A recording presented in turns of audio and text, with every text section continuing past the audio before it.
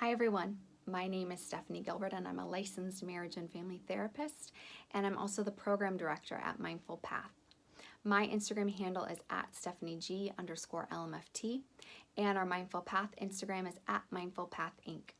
So at Mindful Path, we are a group of professionals coming together to provide quality mental health care.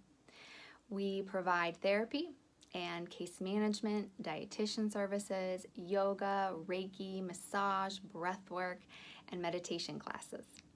We collaborate as a team and we put together packages as unique as you are. So in addition to being the program director, I provide individual and group therapy at Mindful Path. And something I've been thinking about in the last few weeks is, in the midst of this global health crisis, how those of us with prior mental health issues are coping. So maybe you're someone who has suffered for a while with anxiety or depression, and the self-isolation is really triggering. Or not being able to leave your house and exercise is really difficult. Or lacking a regular schedule is hard to cope with. You know, simply staying in your house for long periods of time might be reminding you of a time when maybe your anxiety or your depression was more severe. Or maybe you're feeling those symptoms again and you're not sure what to do. So in addition to saying that you are not alone and that there is support out there if you feel like you need it, and I encourage you to reach out, I want to share with you a coping strategy today. I lead our coping skills group at Mindful Path, and I'm also certified in CBT. And this skill that I'm showing you today is actually from CBT, and it's a skill to look at your automatic thoughts.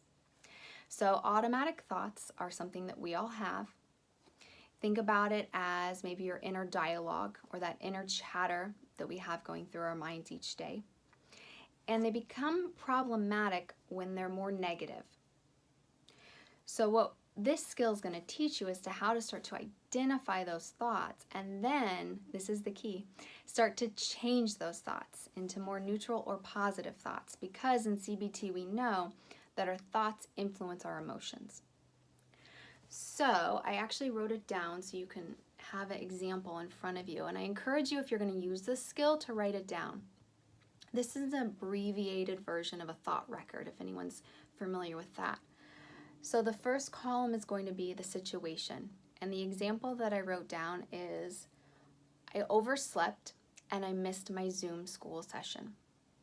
So the automatic thoughts that are going to go with it in this example is, I'm so stupid and I never do anything right.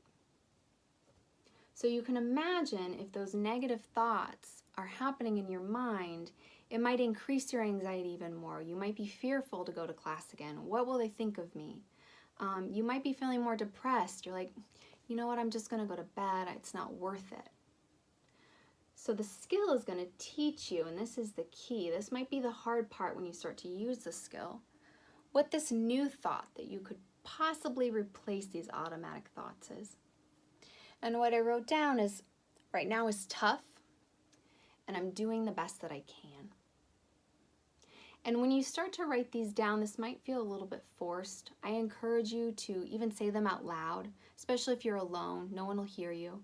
But start to integrate these into your vocabulary. And soon, as you start to practice this skill more and more, it's going to become easier and easier for those new thoughts to replace our automatic thoughts. So I encourage you to use the skill, practice it. You know, it's something that you don't need anyone else around to do. You just need a pencil and paper.